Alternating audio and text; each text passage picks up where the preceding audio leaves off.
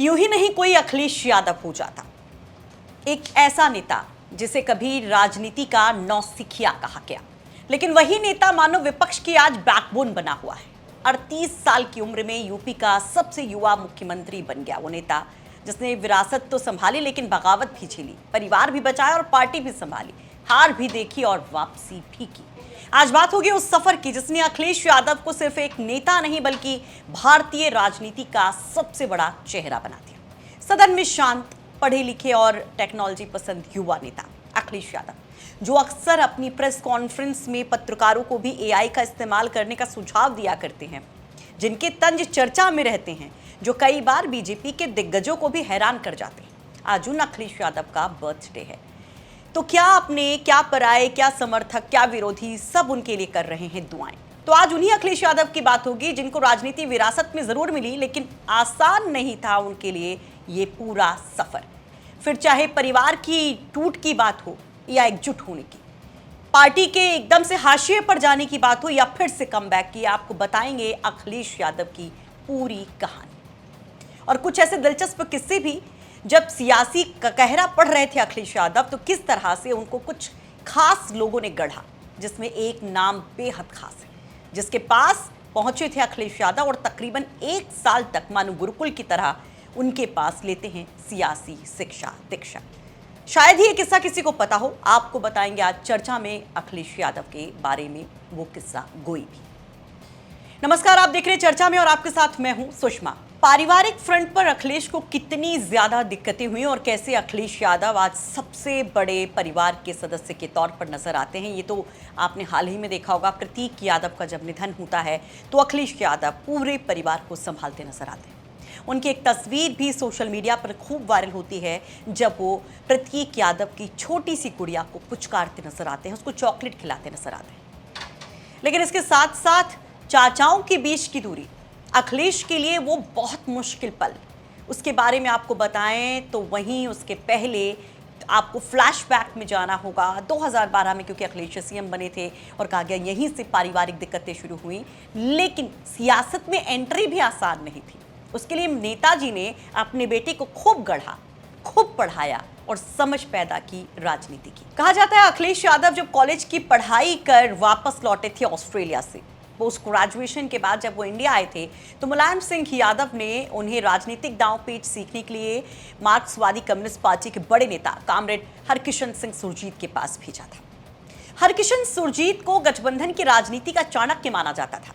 1996 से 1998 के बीच करीब 1.5 साल तक अखिलेश यादव कामरेड हरकिशन सिंह सुरजीत के पास रहते हैं, जहां उन्होंने राजनीति के दांव-पेच सीखे। और कहा जाता है कि हरकिशन सिंह सुरजीत के साथ रहने के बाद अखिलेश यादव में वो पॉलिटिकल एक सेंस आया, यहीं से उनकी पॉलिटिकल पढ़ाई शुरू हुई। राज बब्बर का किस्सा भी काफी पुराना है। कहा यह भी जाता है कि जब राज बब्बर समाजवादी पार्टी के साथ थे, जब वो फिल्मी दुनिया पर छाए थे, साथ साथ वो सपा परिवार के भी करीब थे, विदेश में जब पढ़ते थे तो अक्सर वो राज बब्बर के घर मुंबई में ही रुकते थे और काफी ज्यादा दिन तक रुकते थे। और राज बब्बर और अखिलेश यादव के बीच में एक पिता और बेटे की तरह रिश्ता बन गया था। लेकिन ये रिश्ता तब बहुत ज्यादा सियासी चर्चा में आया था जब लोकसभा का चुनाव हुआ था और खुद राज बब्बर के सामने थी अखिलेश यादव की धर्मपत्नी डिंपल यादव। दरअसल 2009 का लोकसभा चुनाव था। अखिलेश यादव 2000 में सियासी एंट्री ले चुके थे, कन्नौज से वो सांसद बन चुके थे और उसके बाद 2009 का जब लोकसभा चुनाव आता है तो वो अखिलेश यादव 2 सीटों से ताल ठोकते हैं। एक कन्नौज की सीट होती है, दूसरी फिरोजाबाद की सीट होती है। नतीजों में अखिलेश दोनों सीटों पर जीत जाते हैं। फिर चुनना होता है अखिलेश यादव को कि अखिलेश किस सीट की नुमाइंदगी संसद में करेंगे। अखिलेश चुनते हैं कन्नौज को। वो कहते हैं कि यहां से मिलता है मोहब्बत का इत्र, जो मिटाता है भेदभाव को। और आज भी वो कन्नौज से सांसद हैं और ऐसे ही नारे पढ़ते गढ़ते वो नजर आते हैं। जब फिरोजाबाद की सीट वो छोड़ते हैं तो उस पर बाई इलेक्शन होता है। बाई इलेक्शन में अखिलेश यादव की धर्मपत्नी डिंपल यादव को चुनाव मैदान में उतारा जाता है। डिंपल का उसके पहले कोई पॉलिटिकल एक्सपीरियंस नहीं था, एक साधारण सी परिवार की, उत्तराखंड की एक आर्मी मैन की बेटी थी। और वो भी काफी दिलचस्प किस्सा रहा अखिलेश और डिंपल की पहली मुलाकात से लेकर शादी के बंधन तक बंधने का, जिसमें अहम किरदार अमर सिंह भी रहे। लेकिन जब पॉलिटिकल डिंपल की एंट्री की बात होती है तो वो चुनाव था बहुत मुश्किल भावनात्मक तौर पर भी, क्योंकि डिंपल के सामने थे राज बब्बर को कांग्रेस ने उतारा था चुनाव मैदान में। राज बब्बर जिनको एक फादर फिगर के तौर पर अखिलेश देखते थे, जो राज बब्बर खुद चुनाव प्रचार के दौरान भी कहते थे कि दरअसल अखिलेश तो उनके लिए एक बेटे की तरह है और डिंपल उनके लिए बहू है। कभी भी कोई बड़ा हमला, सीधा हमला नाम लेके राज बब्बर ने किया ही नहीं, और वैसा ही यहाँ पर रिश्ता निभाया गया अखिलेश यादव और मुलायम परिवार की तरफ से। नतीजों में राज बब्बर जीतते हैं, डिंपल अपना पहला चुनाव हार जाती हैं और बहुत चर्चाएं होती है कि नेताजी की बहू चुनाव में हार गई। लेकिन राज बब्बर के साथ वो जो रिश्ता था मानो आज भी चला आ रहा है। नेताजी का जब देहांत हुआ था तो राज बब्बर काफी भावुक हुए थे। उन्होंने नेताजी के साथ अपने संबंधों को बताया था कि किस तरह से मुलायम सिंह यादव को अपना बड़ा भाई मानते थे और अखिलेश यादव को हमेशा अपना बेटा। वैसे अखिलेश यादव को लेकर कई और किस्से, और कहा जाता है कि रिश्ते निभाना कोई अखिलेश यादव से सीखे। परिवार को तो वो एकजुट कर ही ले गए, जिस पर बहुत बड़ा हमला हमेशा विरोधी करते रहे। लेकिन सबसे बड़ी बात ये रही कि अपनी स्कूल के फ्रेंड से भी अखिलेश हमेशा जुड़े रहे। एक नाम निर्मल आपने शायद अक्सर सुना होगा सोशल मीडिया पर। वो स्कूल टाइम के फ्रेंड थे। धौलपुर के एक मिलिट्री स्कूल से अखिलेश यादव पढ़े थे और अक्सर वो उस स्कूल में जाते भी रहते हैं, अपनी प्रेजेंस वहाँ पर दिखाते रहते हैं, टीचर्स से मिलते रहते हैं, वहाँ मौजूदा समय में पढ़ रहे छात्रों से मिलते रहते हैं और पुराने किस्सा गोइयों को भी वो गढ़ते रहते हैं, सुनाते रहते हैं कि क्या वो दौर था जब अखिलेश पढ़ा करते थे। उसमें अपने एक दोस्त निर्मल की भी बात करते हैं, अक्सर वो साथ में भी नजर आते हैं। और अखिलेश यादव बहुत डिसिप्लिन कहते हैं कि जो सीखा उन्होंने वो दरअसल उसी मिलिट्री स्कूल से सीखी। चलिए अब वो सियासी और वो जो एक चैलेंज था अखिलेश यादव के सामने पारिवारिक, वो कैसे शुरू हुआ उसके बारे में समझते हैं और कैसे अखिलेश यादव एक चट्टान की तरह खड़े रहे और उन तमाम मुसीबतों को पार कर लिया। 2012 का विधानसभा चुनाव, सबसे बड़ी प्रेजेंस अखिलेश यादव की तभी देखने को मिली थी जब साइकिल पर सवार होकर के अखिलेश यादव मानो पूरा उत्तर प्रदेश माप रहे थे। युवाओं के बीच में उनका क्रेज लगातार बढ़ता जा रहा था और नेताजी के बेटे से ज्यादा उनका कद खुद के अपने नाम के साथ बढ़ता जा रहा था। लोग जान रहे थे अखिलेश यादव कौन है, नेताजी के बेटे नहीं बल्कि एक युवा भविष्य के तौर पर उनको देखा जाने लगा था। 2012 का जब नतीजा सामने आता है तो उसमें पूर्ण बहुमत की सरकार समाजवादी पार्टी बनाती है बसपा को हरा करके, और वो एक अप्रत्याशित नतीजे थे जिसने समाजवादी पार्टी के एक एक कार्यकर्ता को रोमांचित कर दिया था। सबको लग रहा था कि मुख्यमंत्री तो नेताजी ही बनेंगे, मुलायम सिंह यादव ही बनेंगे, लेकिन अचानक से नाम घोषित होता है अखिलेश यादव का। कुछ लोग कहते हैं कि दरअसल 2012 में अखिलेश की वजह से वो नतीजे देखने को मिले और इसलिए उनको इनाम के तौर पर वो कुर्सी दी गई। वो डिजर्व करते हैं, वो भविष्य है, उनकी अलग सोच है, उनकी अलग आइडियोलॉजी है। कुछ लोग कहते हैं कि ये वंशवाद है, ये मुलायम ने अपने बेटे को सत्ता परिवर्तित कर दी, उत्तराधिकारी बनाकर उसके हाथ में पार्टी सौंप दी। यहीं से शुरू होता है विवाद पार्टी के भीतर। विपक्ष आरोप लगाता है कि दरअसल अखिलेश यादव सरकार नहीं चला पा रहे हैं। कहा जाता है कि तीन लोग बैठे हैं सत्ता चलाने वाले, कोई विकेंद्रीकरण नहीं है, सब अलग अलग तरीके से काम कर रहे हैं और ये बढ़ता चला जाता है। 2016 में ये पूरा एक बहुत बड़े ब्लास्ट के तौर पर नजर आता है। खबरें आती हैं कि अखिलेश यादव के अपने चाचा शिवपाल से नहीं बन रही है। मामला इतना बढ़ता है कि संगठन में टूट तक देखने को मिलती है। खुद अखिलेश यादव पर अनुशासनात्मक कार्रवाई कर देते हैं मुलायम सिंह यादव। सिंबल की लड़ाई शुरू होती है। लेकिन इन सबके बीच में अखिलेश काम करते जा रहे थे। उनकी सरकार की तरफ से कई सारे काम किए गए, जिसमें लखनऊ मेट्रो हो, चाहे आगरा लखनऊ एक्सप्रेसवे हो, 108 एम्बुलेंस सेवा का विस्तार हो, समाजवादी पेंशन हो, लैपटॉप वितरण हो, कई सारी योजनाएं समाजवादी पार्टी की जो आज भी याद की जाती हैं अखिलेश के उस सरकार के दौर की। 2017 के चुनाव से ठीक कुछ महीने पहले समाजवादी पार्टी में चाचा शिवपाल और अखिलेश यादव के बीच खुली लड़ाई हुई। मामला चुनाव आयोग तक पहुंचा।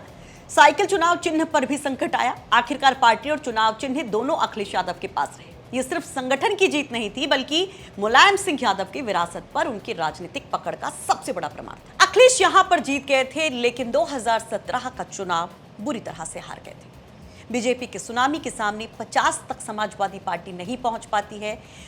कांग्रेस के साथ तब भी गठबंधन था, एक नारा गूंज रहा था, यूपी को ये 7 पसंद है, लेकिन 47 सीटें ही समाजवादी पार्टी को मिलती हैं। और एक बहुत बड़ा सेटबैक था कि पूर्ण बहुमत की सरकार से आप 50 तक नहीं पहुंच पाए। काफी निंदा हुई, अखिलेश यादव को अपरिपक्व बताया गया।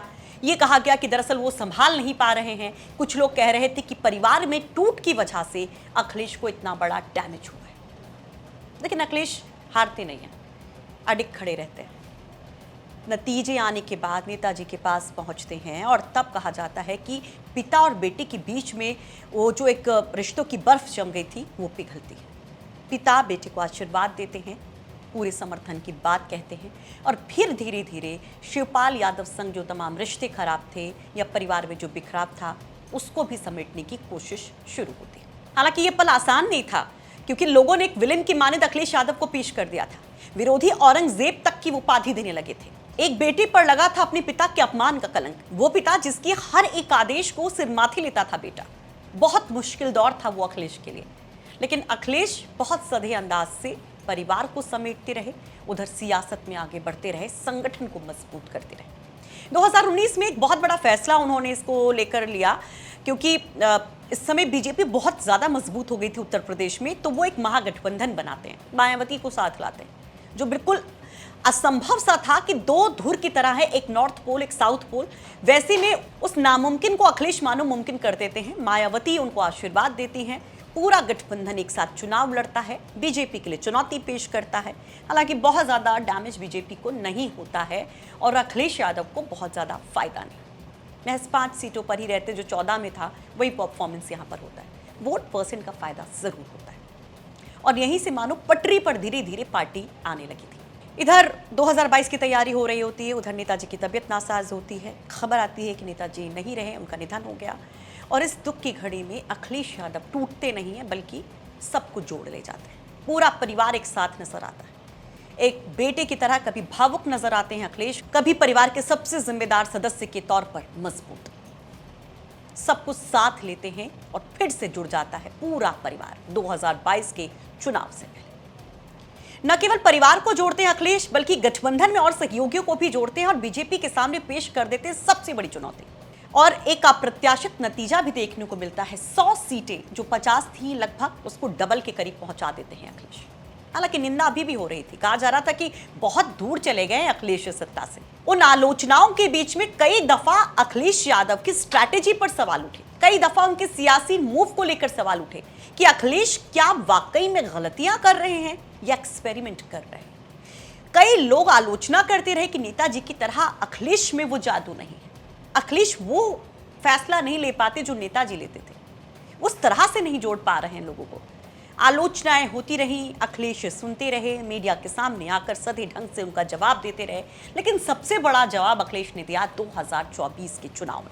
लोकसभा का चुनाव था, बीजेपी 400 पार का नारा दे रही थी और उसके लिए सबसे बड़ा राज्य था उत्तर प्रदेश, क्योंकि 80 लोकसभा सीटें तय करती हैं कि दिल्ली की सत्ता पर कौन काबिज होगा। अखिलेश यादव अपनी मेहनत को आगे बढ़ाते रहते हैं और 24 के चुनाव में वो कर जाते हैं जो नेताजी भी नहीं कर पाए थे। मानो सबके सवालों पर एक विराम लगा जाते हैं अखिलेश। स्वर्णिम युग ले आते हैं समाजवादी पार्टी का कि एक छोटे से छोटा कार्यकर्ता उत्साहित हो जाता है और उसका उत्साह मानो कि आसमान की बुलंदियों को छू रहा होता है। सदन में ऐसी तस्वीर कभी नहीं थी कि लाल टोपी लगे इतने सदस्य दिखाई दे।